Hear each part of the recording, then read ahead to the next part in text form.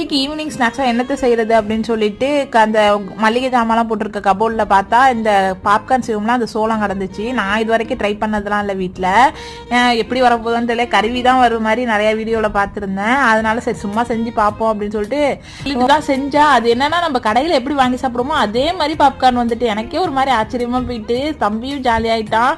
ஏன்னா தேட்டரில் தான் வாங்கி சாப்பிடுவோமா, அது வீட்டிலேயே செஞ்சோன்னே ரொம்ப சிம்பிளுங்க. ஒரு 4 நிமிஷம் தான் ஆனிச்சு. குக்கரில் வந்து எண்ணெய் இல்லைன்னா வெண்ணெய் வேணா இருந்தால் உப்பு போட்டுக்கிட்டு அதில் கொஞ்சோண்டு மஞ்சத்தூள் உப்பு பெப்பர் தூள் இருந்தாலும் போட்டு அந்த சோளத்தையும் போட்டு நல்லா கலந்து விட்டுட்டு கேஸ் கட்ரு அந்த விசில் எதுவுமே குக்கர் முடியல இல்லாமல் அப்படியே ஒரு மூடி வச்சோம்னா டப்பு டப்புன்னு வெடிக்குது. கண்டினியூஸாக டப்பு டப்புன்னு வெடிக்கிறது வந்து நின்னோடனே டக்குன்னு கேஸ் ஆஃப் பண்ணிருங்க, இல்லைன்னா கருகி போயிடும். அதுக்கப்புறம் திறந்து பார்த்தா சூப்பராக நம்ம கடையில் வாங்கி திங்கிற மாதிரியே பாப்கார்ன் ரெடி ஆயிடுச்சு.